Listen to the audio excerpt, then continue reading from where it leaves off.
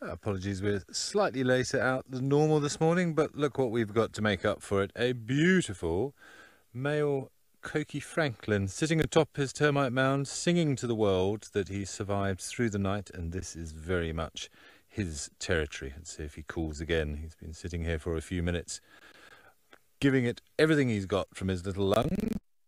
Come on, boy, you're going to sing again for us? Tension's mounting. Oh, a little twitch of the beak. I think he knows he's on camera. He's a little bit camera shy. Come on, boy. Oh. I think he's got shy all of a sudden. But it's not every day you get to see a beautiful shot of a Coqui Francolin like this. But of course it is, well, a little bit after dawn chorus now, but it was quite noisy with the birds this morning. Everybody telling each other that they survived the night, and these territories are very much claimed. You can see him sitting atop his throne there. But while we wait to see if he does indeed give us another little serenade, well, that's not the most beautiful sound, I have to say, the Coqui Francolin's territorial call. Good morning, officially. My name is Ben. On camera I have Igor with me. We are out on Rooster.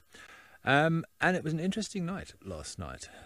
So as you know, we played our first day of 12 days of Christmas, which was declared null and void as nobody was actually deemed the winner. But interesting things happened to myself and Igor on our way home.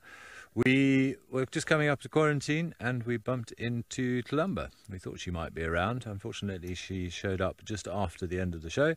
But we had an amazing sighting, unless you're a fan of white-tailed mongoose, because there is now officially one less white-tailed mongoose on the reserve that there was yesterday. We actually did see her take out a white-tailed mongoose, pretty much in front of the vehicle.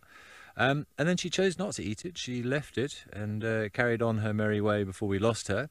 I did go and check. There's something else has helped itself to that mongoose. But we did have alarm calls close to camp this morning, and I know Cedric is eagerly following up to see if he can find a view of, oh, the fly in my ear, excuse me, a view of the Queen of Juma. But Igor and I are out and about. We are, starting with this lovely Coqui Francolin, because it's not something you see every day, and my general plan for this morning is to head down towards Treehouse Dam and Twin Dams, because we know there were some buffalo there yesterday afternoon, and some of you may be aware that there are potential...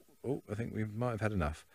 There was a report of a couple of new young males, which we believe are the Black Dam males, that were seen south of Gowrie, Maine last night. So we want to go and see whether perhaps if the buffalo came deeper into Juma, did these new males follow them, and could we potentially show you some new lions this morning?